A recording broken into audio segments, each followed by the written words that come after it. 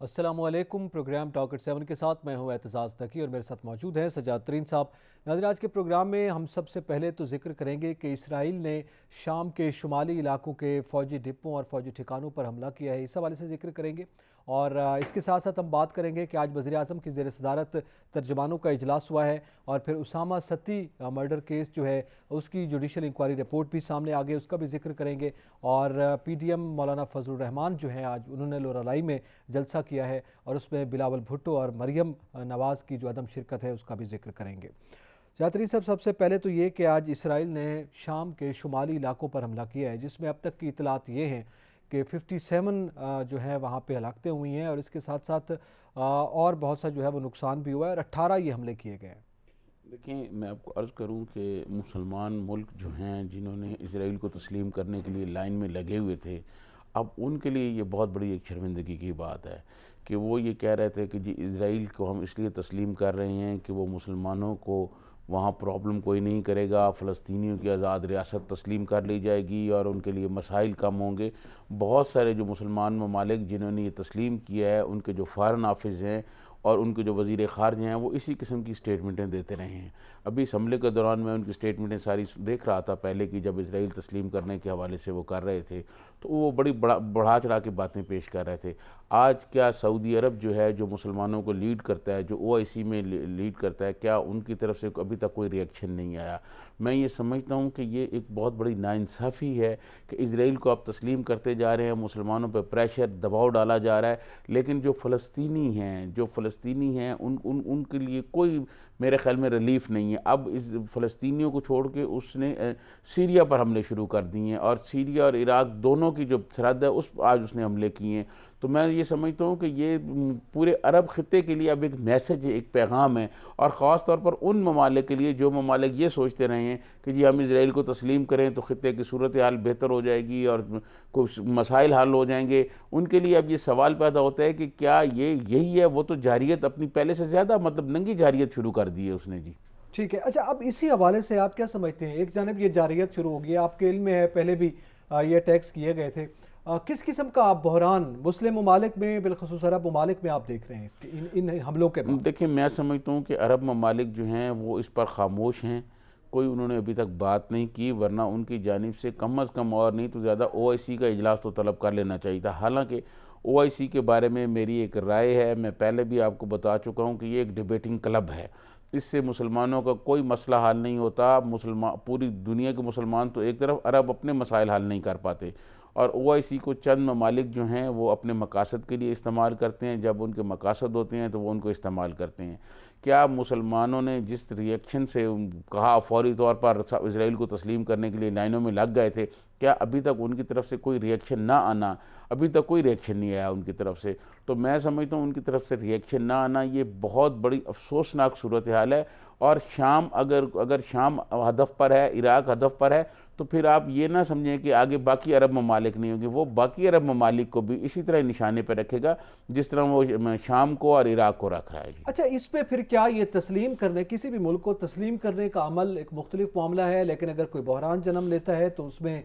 جو مسلم ممالک ہیں وہ ایک سٹینڈ لے سکتے ہیں، اپنا ایک پریشر جو ہے وہ ڈالا جا سکتا ہے، وہ ممالک جن کے ساتھ تعلقات ہیں ان پہ بھی پریشر ڈالا جاتا ہے عام طور پر جب ایسی صورتحال پیدا ہوتی ہے۔ تو اس صورتحال میں کیا عرب ممالک اب اس پوزیشن میں بھی نہیں ہے؟ جو ہم نے گزشتہ 1-2 مہینوں میں ڈیولپمنٹ دیکھی ہیں، وہ ابھی اس پوزیشن میں نہیں ہے کہ وہ ایک پریشر اسرائیل پر ڈال سکیں یا امریکہ کے ذریعے بات چیت ہو سکے؟ دیکھیں، یہ جو آپ نے عربوں کی بات کی، عربوں کی تو اپنی حکمرانی جو ہے وہ ان کی داؤ پہ لگی ہوئی ہے۔ آپ کو پتہ ہے کہ جو بائیڈن کے جیتنے کے بعد خاص طور پر سعودی عرب جو ہے وہ کافی پریشان ہے، وہاں کے حکمران کافی پریشان ہیں، اس لیے کہ وہ ٹرمپ کے ذریعے جو کچھ دنیا سے کرا رہے تھے، ٹرمپ کے ہارنے کے بعد،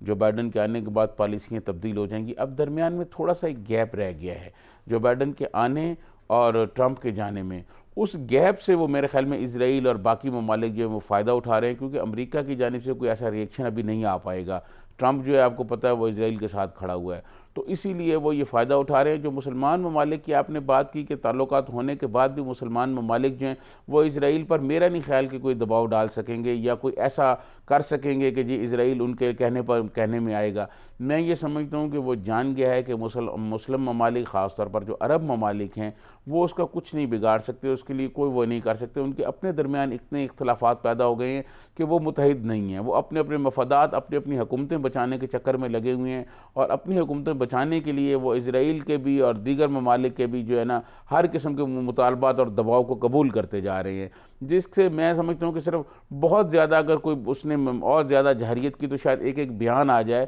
ہمارے بھی دفتر خارجہ کا ایک بیان آ جائے گا, باقی بھی آ جائے گا, لیکن مجھے نہیں لگتا کہ سوائے ایران کے یا لیبنان کے کوئی ان کی ہیلپ کر سکے. اچھا, اس صورتحال میں یہ کہا گیا, جیسے بھی آپ نے ایک امریکہ کا حوالہ دیا ہے کہ وہاں پہ ظاہر ہے پاور شفٹ ہو رہی ہے, ایک ٹرانزیشن چل رہی ہے, اور اس دوران یہ اٹیکس کیے گئے ہیں. بڑی ٹائمنگ بہت امپورٹنٹ ہے اسرائیل جب یہ اٹیکس کر رہا ہے. لیکن اس صورتحال میں یہ بھی بتایا گیا کہ یہ امریکہ نے جو خفیہ معلومات پرووائڈ کی تھی اسرائیل کو, اس بنیاد پر یہ اٹیکس کیے گئے ہیں. تو یقینی طور پر اس کے بعد جو ورژن سامنے آئے گا وہ ان معلومات کی بنیاد پر ہوگا کہ ان کے خلاف کوئی وہاں پہ جارحیت کی منصوبہ بندی تھی. بالکل ویسے اسی نوعیت کا بیان سامنے آ سکتا ہے جیسے کہ خود امریکہ عراق پر یا دیگر ممالک پر جب اٹیک کرتا ہے تو کوئی ریزننگ کریٹ کی جاتی ہے. دیکھیں, میں آپ کو عرض کروں, آپ نے بڑی زبردست بات کی. امریکہ کے پاس جو انفارمیشن عراق کے بارے میں تھی, جو اس نے عراق پر اٹیک کرنے کا سبب بنایا کہ جی یہ معلومات ہیں اور ہم یہ کر رہے ہیں, جب وہ انکوائری ہوئی پتہ چلا کہ وہاں تو کچھ بھی نہیں تھا, اور وہ سی آئی اے کی ساری, آپ وہ تو اب نیٹ پر ساری چیزیں موجود ہیں کہ وہ سی آئی اے کی ساری انفارمیشن جو عراق کے بارے میں تھی وہ کوئی درست نہیں تھی. جی بالکل. اچھا, اس پہ مزید بھی گفتگو کرتے ہیں. ہمیں اس وقت جوائن کیا ہے معروف اسکالر ہیں, بین الاقوامی امور کے حوالے سے ماہر ہیں, فارم امبیسڈر ہیں, نجم الدین شیخ صاحب. بہت شکریہ نجم الدین شیخ صاحب وقت دینے کا. سر, آپ سے ہم یہ جاننا چاہیں گے کہ آج یہ خبر سامنے آئی ہے کہ سیریا پر اسرائیل کی جانب سے اٹیک کیا گیا ہے فوجی ٹھکانوں پر, اور 18 مختلف مقامات پر حملے کیے گئے ہیں. ایک دم یہ حملے لانچ کیے گئے ہیں. اس صورتحال میں آپ کیا دیکھ رہے ہیں کہ ایک جانب ظاہر ہے امریکہ میں ہم دیکھ رہے ہیں کہ ٹرانزیشن چل رہی ہے پاور کی, اور اس ٹائمنگ میں یہ اٹیکس کیے گئے ہیں, کیا چاہتا ہے اسرائیل آپ کے خیال میں؟ دیکھیے, یہ اٹیک ہوئی ہے کیونکہ موساد کے لوگ امریکن انٹیلیجنس کے ساتھ اور پومپیو صاحب کے ساتھ ملے, اور انہوں نے یہ فیصلہ کیا کہ یہ اٹیک کرنی ہے, اور خاص طور پہ اٹیک ان جگہوں پہ کرنا ہے جہاں پہ ان کو ان کے اپنے انفارمیشن کے تحت ایرانی افواج موجود تھے, یا جو سپورٹرز ہیں, حامی ہیں ایران کے, ان کے وہاں پہ اڈے تھے, ان اڈوں پہ انہوں نے اٹیک کیا ہے. یہ کہ اب آپ کے پاس جو انفارمیشن ہے, جو اس کا ابھی آپ نے ذکر کیا کہ یہ غلط خبر ہے, میرے پاس جو خبر ہے, اور یہ خبر ایک اسرائیلی حارس کی طرف سے ہے, وہ یہ ہے کہ یہ ملے تھے, انہوں نے مل کے کوآرڈینیٹر اٹیک کی ہے, اور اس میں بہت سارے اڈوں پہ حملہ کیا ہے, اور پرنسپل ٹارگٹ ایران کے جو کہتے ہیں کہ ایران کے اڈے تھے یا ایران کے حامیوں کے اڈے تھے, ان پہ اٹیک کیا گیا ہے. اب اس کا نتیجہ کیا ہوگا وہ دیکھنا پڑے گا, لیکن جو لوگ ہیں اور جو سوچنے والے ہیں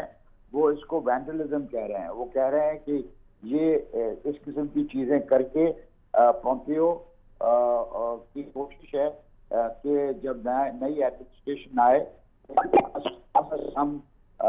مواقع ہوں, جو وہ کرنا چاہتے ہیں اس کے لیے کم از کم مواقع ہوں. جی نجم الدین شیخ صاحب, اسی تناظر میں ہم نے دیکھا کہ جیسے ابھی آپ نے کہا کہ پومپیو کا بھی ذکر کیا, امریکہ کا بھی ذکر آیا, یہ ٹیکس جو کیے گئے ہیں, اس کے اثرات آپ عرب ممالک پر کیا دیکھ سکتے ہیں؟ کیا ایک نئی بحرانی کیفیت جو ہے کیا پیدا ہو سکتی ہے؟ اور اس کے ساتھ ساتھ ہم نے دیکھا کہ امریکہ میں جو سی آئی اے کے چیف ہیں ان کی تبدیلی بھی عمل میں لائی گئی ہے اسی دوران. دیکھیے, اس کا اس پہ کوئی اثر نہیں ہے. امریکہ میں اندرونی بحران ہے, وہ بہت سخت بحران ہے, لیکن پومپیو نے یہ فیصلہ کیا ہوا ہے کہ جس حد تک ہو سکے ہم نے جو ابھی تک پالیسیز فالو کی ہیں, خاص طور پہ ایران کے سلسلے میں, اس کو ریورس کرنے کا بائیڈن کے پاس موقع نہ ہو.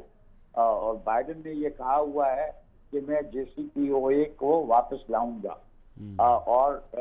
ایران کے ساتھ समझौता करूंगा। अब इस समझौते में बहुत सारी ये जब कांग्रेस की तरफ से भी इसमें चीजें कही गई हैं, उसकी वजह से वो समझ रहे हैं कि बाइडेन की जो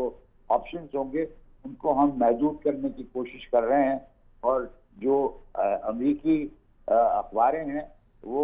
इसको वैंडलिज्म कह रहे हैं कि ये बदमाशी है पॉम्पियो की तरफ से, ट्रंप की हिमायत के साथ, लेकिन पॉम्पियो की तरफ से है कि जो नई एडमिनिस्ट्रेशन आएगी उसके पास ऑप्शंस जो हैं उनको जितना कम कर सकते हैं ईरान के सिलसिले में वो हम करके जाएं। शेख साहब, इस सूरत हाल में जो मुसलमान ममालिक हैं, कई इजराइल को तस्लीम भी कर चुके हैं, उनके पास क्या ऑप्शन है? आप क्या देख रहे हैं, उनके पास क्या ऑप्शन रह गया है बाकी? देखिए अभी तो जो चीज हुई है उसमें उनको अमरीकी जो हैं और इजरायली जो हैं, इजराइल की अब यूएई के साथ अग्रीमेंट भी है, वहाँ पे अब टूरिस्ट भी जा रहे हैं वगैरह वगैरह। तो ये तो कह रहे हैं कि इजराइल कहेगा कि साहब ये हम आपके लिए कर रहे हैं, ये आपको जो ईरान से खदशात हैं उनको उनकी वजह से हम ये कर रहे हैं। हमारी अपनी दिलचस्पी है कि ईरान की जौहरी जो ताकत है वो पूरी तरह से वापस ना आए, लेकिन उससे ज्यादा अहम कि आपके लिए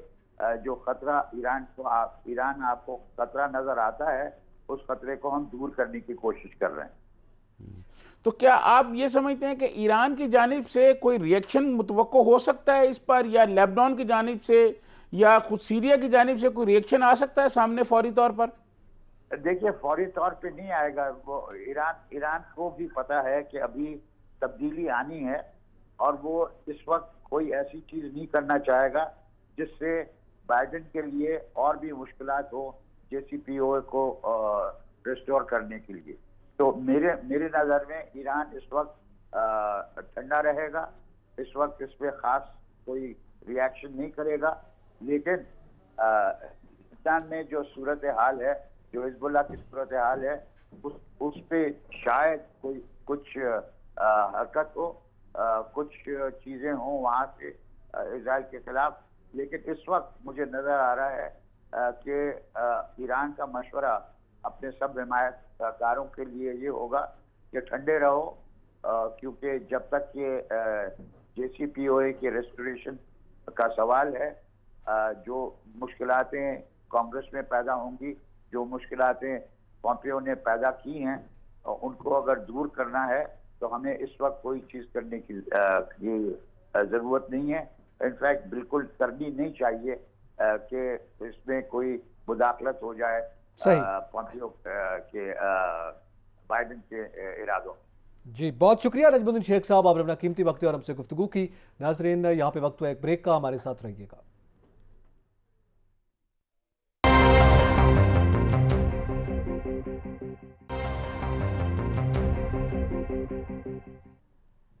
वेलकम बैक नाजरीन। अब जिक्र करेंगे उसामा सत्ती की जुडिशल इंक्वायरी रिपोर्ट में दिल दहला देने वाले इंकशाफात सामने आए हैं, जिसमें यह कहा गया है कि पहले रोका गया उसामा सत्ती को और रोक कर पुलिस ने उन पर 22 गोलियां चलाई हैं और इसके साथ साथ जो रेस्क्यू उनको गाड़ी कर रही थी उसको गलत लोकेशन बताई जाती रही है।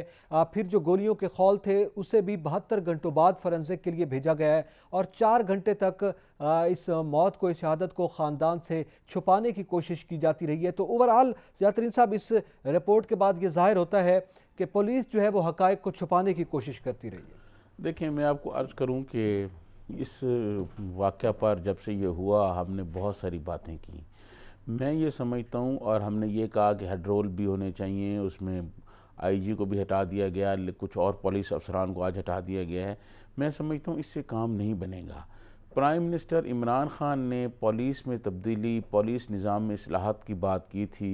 और उन्होंने अब्बास खान, IG अब्बास खान की एक रिपोर्ट पढ़ी हुई है कि पंजाब में पुलिस में जो प्रॉब्लम्स हैं वो क्यों होती हैं, और वो उन्होंने कहा था कि उस पर हम अमल दरामद करेंगे। बदकिस्मती ये रही कि 2-2.5 साल से ज़्यादा अरसा हो गया है, प्राइम मिनिस्टर इमरान खान सिवाय अपोजिशन को करप्ट, चोर, डाकू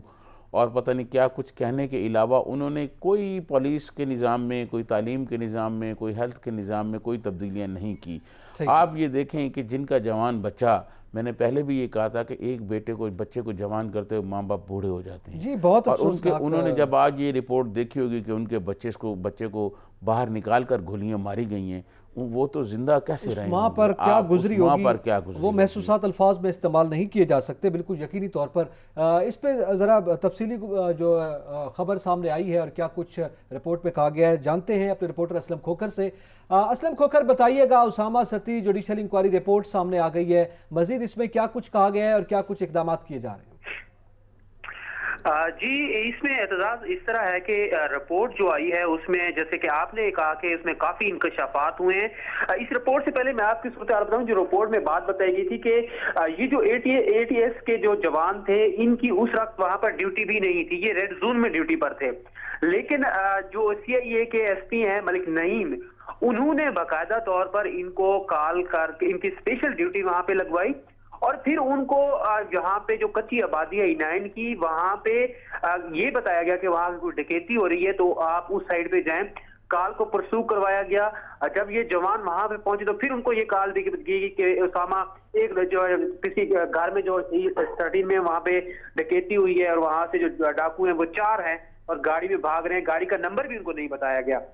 تو پھر وہ جو ان کو پرسو کرتے رہے, ان کا پیچھا کرتے رہے, فائرنگ کرتے رہے اور پھر بعد میں جو واقعہ آپ کے سامنے آیا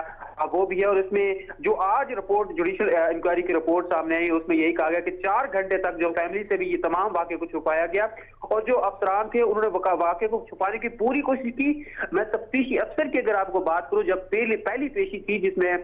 جواد عباس صاحب جو جج ہیں انہوں نے جب کیس کی سماعت کی تو جو تفتیشی افسر تھے تو انہوں نے کہا کہ جی گولی جو ہے وہ آگے سے ان کو جو ہے لگی ہے, پیچھے سے لگی ہے, آگے سے گولی نہیں لگی. تو اس پر جب جج نے یہ کہا کہ آپ ہمیں یہ بتائیں کہ اگر ان کو آپ کہہ رہے ہیں کہ گولی پیچھے سے لگی ہے تو پھر سیٹ میں بھی تو گولی کا نشان ہونا چاہیے. تو اس پہ انہوں نے کہا جی وہ سیٹ پہ سے میں تو نہیں لگی, ویسے لگی ہے. تو ان کا پھر ہمیں سمجھ نہیں آ رہی اس چیز کی کہ ایک کیسی گولی تھی کہ وہ آگے سے ہو کے پھر واپس اس کی بیک سے لگ کے اس آگے سے نکلی ہے. آپ نے یہ لکھا. پھر تصاویر کی جب بات ہوئی تو تصاویر عدالت میں وہ پیش کی گئی جو کہ ملزمان کو سپورٹ کرتی تھی, جو کہ اسامہ ستی سپورٹ نہیں کرتی تھی. جب ان سے کہا گیا کہ بلڈ تو ہے ہی نہیں کہ جی وہ تصویر جو میں لے نہیں سکا, انہوں نے کہا صرف آپ وہی تصویریں لے سکیں جو کہ ان کو فیور کرتی تھی. تو اس پہ ان کا کوئی جواب نہیں تھا. انہوں نے باقاعدہ طور پر یہ بھی کہا کہ آپ اللہ کا خوف کریں, آپ نے بھی مرنا ہے اور آپ یہ جس طرح کے صورتحال کر رہے ہیں. ارے یہ عدالت کی کارروائی تھی. پھر جب رپورٹ ہوئی, رپورٹ میں اب یہی بتایا گیا کہ پولیس نے جو واقعے کو ڈکیتی بنانے کی پوری کوشش کی ہے. پولیس کے بڑے افسران جو ہیں وہ اپنے افسران کو اس میں بچانے کی کوشش میں لگے ہوئے ہیں, جس میں خاص طور پر جو جن ایس پی نے ان کو بلایا تھا اور وہاں پہ جو سارے کارروائی کی گئی تھی موقع پہ تصاویر بھی صحیح طریقے سے نہیں لے گی. ڈکیتی کا باقاعدہ طور پر رنگ دینے کی کوشش کی, لیکن رپورٹ میں یہ کہا گیا کہ اسامہ ستی پر کسی ڈکیتی یا جرم کا کوئی واسطہ ثابت نہیں ہوا ہے. بہت شکریہ اسلم کھوکھر, ہمیں تفصیلات سے آپ نے آگاہ کی ہے. یہ صورتحال رہی ہے, یہ بحث و مباحثہ رہا ہے, اس کے بعد یہ رپورٹ سامنے آئی ہے. یقینی طور پر یہ رپورٹ یہ واضح کر رہی ہے کہ جو پولیس کے افسران تھے, پولیس کے جوان تھے, وہ ایک دوسرے پیٹی بھائی والی بات آ جاتی ہے, ان کو بچانے کی بھی کوشش کرتے رہے ہیں. اب اس کے بعد ہیڈ رول کی بات آپ نے کی تھی, میرے خیال میں وہ بھی کیا گیا ہے. آج وزیر اعظم سے اسامہ ستی کے والدین نے بھی ملاقات کی ہے اور وزیر اعظم نے بھی ان کو شفاف تحقیقات کی یقین دہانی کروائی ہے. کیا آگے ہونا چاہیے؟ دیکھیں میں سمجھتا ہوں اس سے زیادہ شفاف تحقیقات کیا ہوگی کہ رپورٹ آ گئی ہے, رپورٹ میں یہ بتا دیا گیا ہے. لیکن بدقسمتی یہ ہے کہ آپ یہ دیکھیں کہ سائیوال واقعہ, اگر سائیوال والے واقعے میں جو لوگ ملوث تھے, جو یونیفارم پہن کے بچوں کے سامنے ان کے والدین کو مار رہے تھے, ان کو اگر لٹکا دیا جاتا, ان کو اگر سزائے موت ہو جاتی, تو میرے خیال میں پولیس کے اندر جو بدماش چھپے ہوئے ہیں, یونیفارم میں جو بدماش چھپے ہوئے ہیں, ان کا تھوڑا سا ہاتھ رک جاتا. لیکن جب سائیوال والوں کو چھوڑ دیا گیا اور فیملی پر دباؤ ڈال کر کیا گیا, کسی نے آپ پروگرام رکھیں, وہ پوری سائیوال کی میں سٹوری بتاؤں گا, وہ میرے علم میں ہے کہ وہ کس طرح صلح ہوئی, کس طرح پیسے دیے گئے اور کس طرح ان کو ڈرایا دھمکایا گیا. ٹھیک ہے جی, مدینہ وہ جو ماڈل ٹاؤن کی تو بڑی بات کرتے ہیں نا, یہ جی ماڈل ٹاؤن میں مریم نے گئی, ماڈل ٹاؤن میں یہ ہوا. بھائی وہ ماڈل ٹاؤن والا واقعہ ہوا تو اس کا مطلب یہ آپ نے سائیوال والا کر دیا, اس کے بدلے میں اس کی آپ کی پولیس نے اسلام آباد میں کر دیا. یہ فیڈرل کیپٹل میں آپ لوگوں کو گولیاں مار رہے ہیں. آپ مجھے بتائیں کیا پولیس آپ نے بھرتی کی ہوئی ہے لوگوں کی جان و مال کی حفاظت کے لیے, یا پولیس کی وردی میں آپ نے کو بدماش پالے ہوئے ہیں, قاتل پالے ہوئے ہیں جو لوگوں کو گولیاں مار رہے ہیں. تو میں یہ سمجھتا ہوں کہ اس واقعے کی تحقیقات فوری طور پر جو ہوئی ہے اس کے بعد اس کو عدالت میں زیادہ لمبا نہیں ہونا چاہیے, اور عدالت میں جو ہے بہت شارٹ ٹائم میں اس کا فیصلہ آنا چاہیے, ان کو سزائیں ہونی چاہیے, جس طرح زینب کیس ہوا تھا قصور والا اور دہشت گردی کی عدالت میں چلایا گیا تھا مقدمہ, یہ دہشت گردی کی عدالت میں ہونا چاہیے. اور جس طرح ہمارے رپورٹر یہ بتا رہے تھے اسلم کھوکھر کہ جناب وہ ایک ایس پی نے فون کر کے کسی نے کہا کہ جی آپ وہاں چلے جائیں, ان کی ریڈ زون میں ڈیوٹی تھی, اس کو بھی گرفتار کرنا چاہیے کہ اس نے کیوں وہاں کیا, کس وجہ سے کیا, اس کو گرفتار کرنا چاہیے, اور اس کے خلاف بھی وہی دفعات لگنی چاہیے جو باقی ملزمان کے خلاف لگی ہوئی ہیں. اور جو پھر جتنے لوپ ہولز ہیں اس کو کہیں کہ وہ ایک اسپیشل ڈیوٹی لگوائی جا رہی ہے, ڈکیتی کی واردات ہے, یہ جو بھی سٹوری اس کے پیچھے ہے اس میں تو میرے خیال میں پھر پورا سسٹم جو اسلام آباد پولیس کا ہے وہ اس میں انوالو ہے. جی بالکل, آپ تو صرف ہم یہ تو نہیں کہہ سکتے جس نے کال کی ہے, پورے سسٹم میں جتنے چین میں لوگ آتے ہیں سارے لوگوں کے خلاف انکوائری ہونی چاہیے, سب کو اندر ہونا چاہیے. ایک, کیونکہ ان کی موجودگی میں شفاف انکوائری نہیں ہو سکتی. نمبر دو, دوسری پولیس نے ہمیشہ یہی کیا کہ اپنے پیٹی بھائیوں کو بچانے کے لیے وہ ہر قسم کے اقدامات کرتے ہیں جو اس رپورٹ میں بھی سامنے آ گئے ہیں. اب تو ثابت ہے نا جوڈیشل انکوائری کی رپورٹ میں یہ نے واضح سمجھتا کر ہوں کہ جنہوں نے یہ بچانے کی کوشش کی, اور وہ جو تفتیشی افسر ہے جس نے صحیح تصویریں نہیں بنائی, اس کو بھی گرفتار کرنا چاہیے, اور اس پر بھی یہی دفعات لگنی چاہیے تاکہ آگے سے پولیس والوں کو سبق ملے کہ یہ گن دی گئی ہے حفاظت کے لیے, یہ گن لوگوں کے جوان بچے مارنے کے لیے نہیں دی گئی. یہ میں سمجھتا ہوں بہت بڑا ظلم ہوا ہے. ایک بچہ پیدا کر کے اس کو جوان کرنے میں ماں باپ کی ساری امیدیں, ساری زندگی لگ جاتی ہے, اور آپ نے ان کو سرعام گولیاں مار دی ہیں. یہ رپورٹ دیکھ کے وہ ماں باپ کیسے زندہ رہ سکتے ہیں دونوں؟ یہ ظلم ہوا ہے. اور میں سمجھتا ہوں کہ جو لوگ اس میں اب بھی کوئی گڑبڑ کر رہے ہیں اپنے لوگوں کو, ان کو بھی گرفتار کر لیا جائے, ان پر بھی یہی مقدمات چلیں تو ہو سکتا ہے کہ پولیس کو سدھر جائے. جی اب بالکل, آج چونکہ والدین نے بھی ملاقات کی ہے وزیر اعظم سے, اسامہ کے والدین نے, یقیناً وزیر اعظم نے ان کو تسلی بھی دی, تشفی بھی دی, اور آئندہ ایکشن کرنے کی جو ہے وہ یقین دہانی کروائی ہے. یہ ہونا چاہیے, لیکن اس کیس کو ایک مثال بننا چاہیے. پولیس اصلاحات کی جو آپ بات کرتے ہیں وہ روٹین کی بات الگ سے, مگر اس کیس کو پولیس اصلاحات میں جو انقلابی تبدیلیاں ہیں اس کا ایک بڑی بنیادی وجہ جو ہے وہ بن جانا چاہیے. یہ ایسا نہ ہو جیسے پہلے ایک ثانیہ صاحبال کا ہم حوالہ دیتے ہیں, اگر وہی صورتحال رہی تو پھر تو اس نوعیت کے واقعات نہیں رک سکیں گے. اس پہ بھی اسی طرح ہم باتیں کرتے رہے, ایکشن کی بات ہوتی رہی کہ تھوڑی بہت فوری طور پہ ایکشن لیے گئے عدالت سے, اس کے بعد وہ بری اور معاملہ آگے نکل گیا. یہ تو ایک بڑی اہم بات آپ نے کی ہے. لیکن اس کے ساتھ ساتھ سر, آج وزیر اعظم نے جو ترجمانوں کا اجلاس کیا ہے اس میں ایک تو آپ کے علم میں براڈ شیٹ کا بڑا ذکر رہا ہے, لیکن امن و امان کے حوالے سے اور اس قسم کے اقدامات کی روک تھام کے حوالے سے آج وزیر اعظم نے وزارت داخلہ کو سخت احکامات جاری کیے ہیں. دیکھیں, میں آپ کو عرض کروں کہ بات یہ ہے کہ وزارت داخلہ کی کارکردگی اس وقت بہتر ہوگی جب وزیر داخلہ وزارت داخلہ کو ٹائم دیں گے. ہمارے جو وزیر داخلہ ہیں شیخ رشید صاحب, وہ زیادہ تر مصروف رہتے ہیں پولیٹیکل کاموں میں,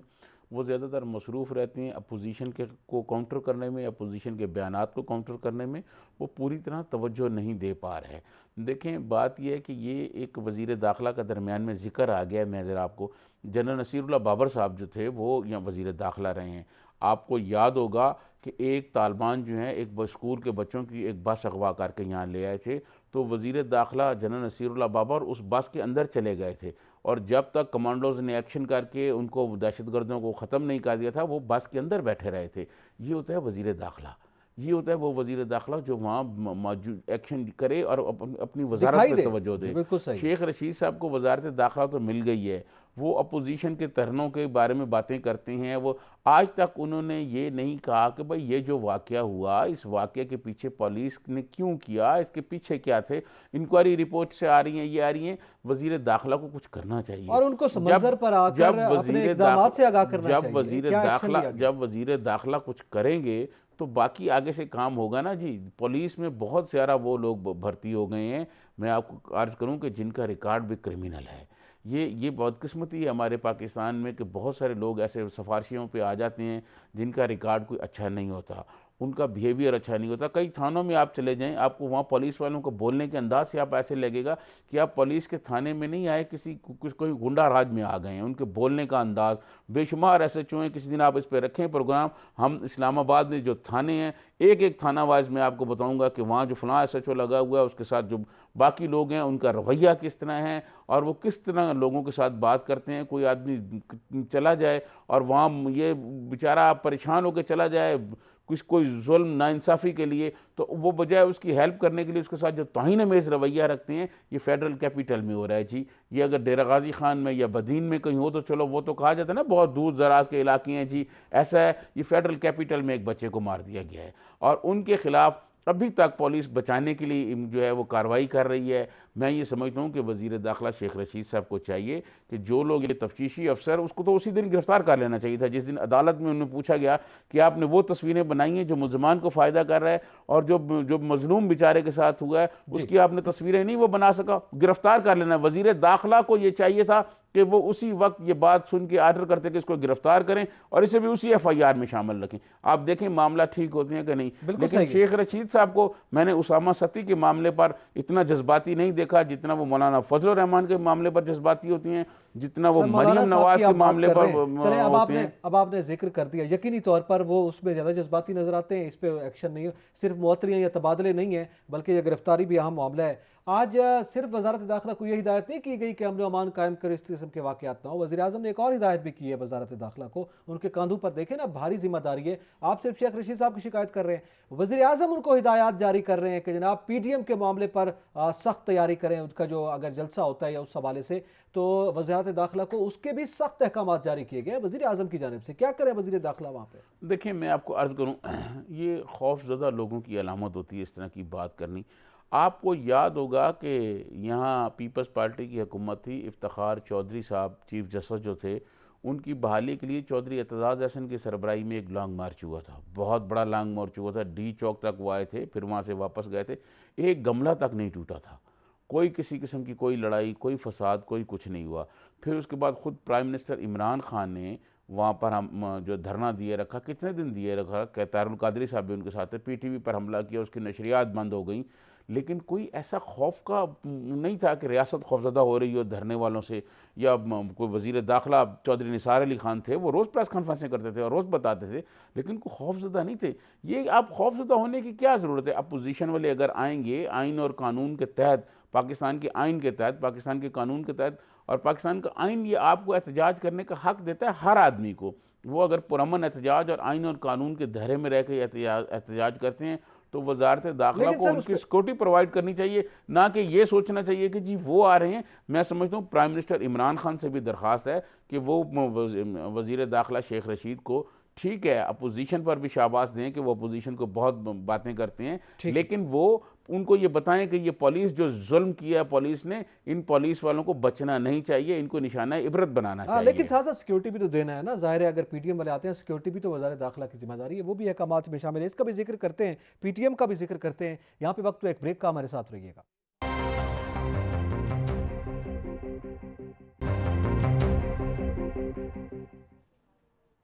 پاکستان، ترکی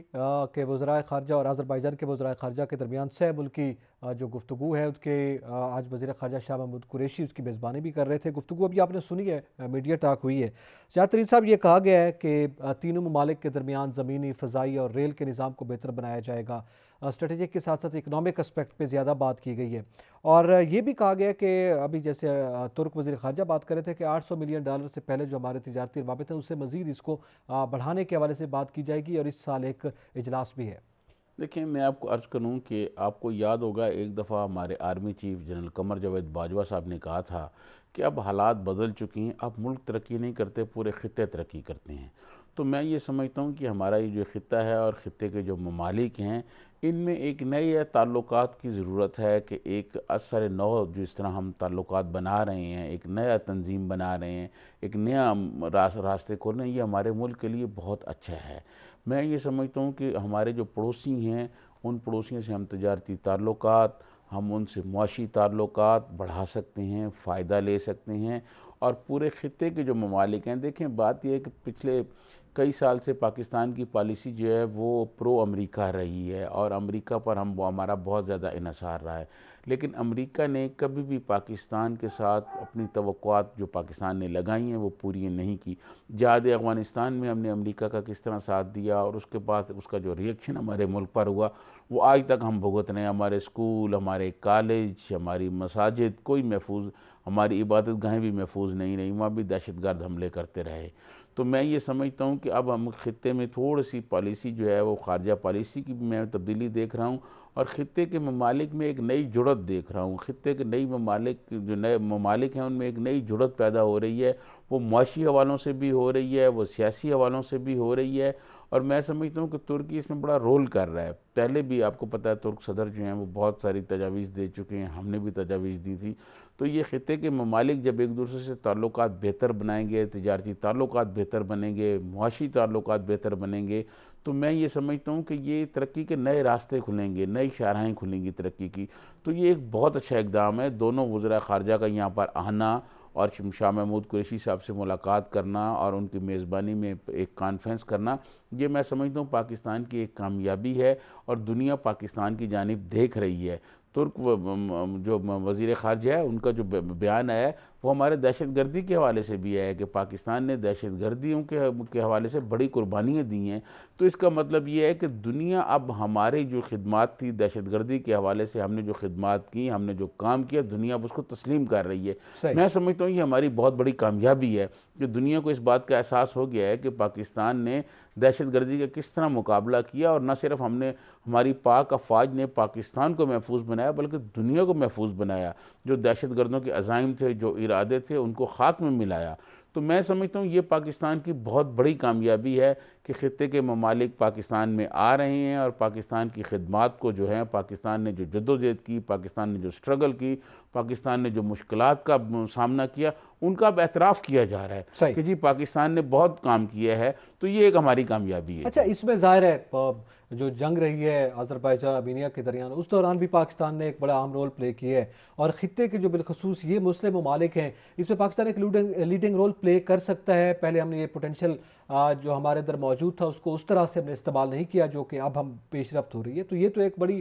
پازیٹیو بات ہے۔ ابھی ذکر کیا شاہ محمود قریشی صاحب نے، انہوں نے کہا کہ جعلی این جی اوز کے حوالے سے بھی یہ تینوں ممالک جو ہیں وہ مل کر کام کریں گے، ان کا خاتمہ ہوگا، اور ایک آپس میں جو روابط ہیں اس میں وہ این جی اوز جو جعلی طور پر رول پلے کر رہی ہیں ان کا بھی احتساب ہوگا۔ تو اس حوالے سے بھی آپ سمجھتے ہیں کہ کیا وہ ان دونوں ممالک، تینوں ممالک کے درمیان جو تعلقات کی نوعیت ہے اس میں اس نوعیت کی این جی اوز بھی کوئی اثرات مرتب کرتے ہیں؟ دیکھیں، میں آپ کو بات بتاؤں کہ جعلی کام جہاں بھی ہوتا ہے، چاہے وہ ملکوں کے درمیان ہو، چاہے وہ اداروں کے درمیان ہو، چاہے وہ کوئی اور، وہ نقصان دہ ہوتا ہے۔ تو یہ جو انہوں نے ذکر کیا، یہ یقیناً وہ وزیر خارجہ ہیں اور ان کے پاس ایک بڑی انفارمیشن ہوگی، ان کو پتہ ہوگا کہ کچھ این جی اوز جو ہیں وہ یہاں international NGOs Pakistan میں آ کے یہاں کام کرتی ہیں لیکن پاکستان کے مفادات کے خلاف کام کرتی ہیں۔ آپ کو میں بتاؤں کہ چودھری نثار علی خان وزیر داخلہ تھے، تو ایک دفعہ میں نے ان کا انٹرویو کیا تو انہوں نے مجھے این جی اوز کے بارے میں یہ بتایا۔ این جی اوز کے رجسٹریشن کے لیے انہوں نے ایک نیا قانون بنایا کہ جی این جی اوز کی انٹرنیشنل اور نیشنل جو این جی اوز ہیں ان کی رجسٹریشن ہونی چاہیے، وہ چیک ہونا چاہیے کہ کس کے پیسے ہیں، کہاں آ رہے ہیں، کن مقاصد کے لیے خرچ ہو رہے ہیں۔ تو یہ بات انہوں نے بھی کہی تھی، انہوں نے کہا کچھ NGOs, international NGOs ایسی ہیں جو جس کام کے لیے ہوتی ہیں وہ اس کام کے لیے نہیں کر رہے بلکہ پاکستان کے مفادات کے خلاف کئی این جی اوز جو ہے کام کرتی ہیں۔ انہوں نے بین بھی کی تھی بہت ساری این جی اوز۔ تو یہ بات ٹھیک ہے کہ دیکھیں جو پاکستان کے خلاف کوئی بھی ادارہ کام کرتا ہے، کوئی این جی اوز کام کرتی ہے، کوئی اور کام کرتا ہے، تو یقیناً ہم تینوں ممالک جب مل کے ایک دوسرے سے تعاون کریں گے تو اس قسم کی جو جعلی این جی اوز ہوگی ان کا خاتمہ ہوگا۔ اس طرح کے اور جو کوئی ہائبرڈ وار بات کی جاتی ہے، پروپیگنڈا وار بات کی تو جاتی ہے، یہ میں سمجھتا ہوں ایک اچھا تعاون کا وہ بنے گا۔ یہ پاکستان کی ایک کامیابی ہے جی کہ دو ملک کے وزیر خارجہ ایک وقت پاکستان میں آ گئے ہیں۔ اس سے یقیناً انڈیا کو تو بڑا دکھ ہو رہا ہوگا لیکن میں یہ سمجھتا ہوں کہ یہ پاکستان کی بڑی کامیابی ہے، موجودہ حکومت کی کامیابی ہے کہ وہ جو ہمارے پڑوسی ممالک کے وزراء خارجہ ہے وہ آ رہے ہیں اور مختلف شعبوں میں ہمارے ساتھ تعاون کی پیشکش کر رہے ہیں۔ بالکل صحیح ہے، اس کو آگے بڑھتے رہنا چاہیے۔ وقت چونکہ اختتام کے قریب ہے، ابھی آپ نے ذکر کیا کہ انڈیا کو بڑا دکھ ہو رہا ہوگا، ایک دکھ اور بھی ہے۔ آج مولانا فضل الرحمان صاحب نورا لائی میں اکیلے خطاب کر رہے تھے، جاتے جاتے چاہوں گا کہ آپ کا کمنٹ، نہ بلاول دائیں تھے نہ مریم صاحبہ بائیں تھیں۔ میں یہ سمجھتا ہوں کہ کہیں ایسا نہ ہو کہ مولانا فضل الرحمان اکیلے ہی رہ جائیں۔ آپ نے دیکھا ہوگا کہ پچھلے مالاکنڈ والے جلسے میں بلاول تو تھے، وہاں مریم نواز صاحبہ نہیں تھیں، تو کہیں ایسے نہ ہو کہ جو پس پردہ جو ہم ذکر کرتے رہتے ہیں کہانیوں کا وہ کہیں اثر انداز ہو جائیں اور مولانا پھر پیچھے مڑ کے دیکھیں تو جیسے آج لورا لائی میں تنہا تھے پھر تنہا نہ کھڑے ہوں۔ میں سمجھتا ہوں کہ کوئی ایسی صورتحال بن نہ جائے، لیکن مولانا فضل الرحمان صاحب جو ہیں وہ بہت زیرک آدمی ہیں، سیاست پہ بہت گہری نظر رکھتے ہیں، معاملات کو بہت جانتے ہیں، وہ سیاست کو بہت جانتے ہیں وہ، اور بہت زمانے سے وہ سیاست کر رہے ہیں، مختلف سرکاری عہدوں پر رہے ہیں اور بین الاقوامی سطح پر پاکستان کی نمائندگی کر چکے ہیں، کشمیر کمیٹی کے سربراہ ہیں، وہ بھی چیزوں کو بہت اچھی طرح جانتے ہیں اور وہ بھی یہ دیکھ رہے ہیں کہ ان کے دائیں اور بائیں کھڑے ہوئے لوگ جو ہیں وہ کیا گیم کر رہے ہیں، اور مولانا یقیناً مولانا کے پاس بھی کوئی نہ کوئی ان کو کاؤنٹر کرنے کے لیے فارمولہ موجود ہوگا جو آئندہ چند روز تک آپ کے سامنے آ جائے۔ اچھا، وہ بھی کوئی فارمولہ بھی سامنے آئے گا، لیکن جو وہاں سے خبر آ رہی ہے وہ یہ سامنے آ رہی ہے کہ ضمنی انتخابات کی تیاری میں اور کیمپین میں مصروف ہیں، مریم نواز صاحبہ بالخصوص جو ہیں وہ اس پہ مصروف ہیں، تو اس وجہ سے وہ انہوں نے گزشتہ جلسے میں بھی خطاب نہیں کیا، مالاکنڈ والا جلسہ جو تھا، اور اس جلسے میں بھی شرکت نہیں کر سکی ہیں۔ یہ دیکھیں، میں آپ کو عرض کروں، یہ جو ہمارے سیاستدان ہیں ان میں جب انہوں نے کچھ نہیں کرنا ہوتا تو پھر ان کی مصروفیات بھی آ جاتی ہیں، پھر ان کے کچھ اور چیزیں بھی سامنے آ جاتی ہیں، پھر یہ اپنی مصروفیات کے بہت سارے بہانے بھی بنا لیتے ہیں۔ ٹھیک ہے، اسی کے ساتھ ہی ناظرین، اعتزاز نقی اور سجاد ترین کو اجازت دیجیے، اللہ حافظ۔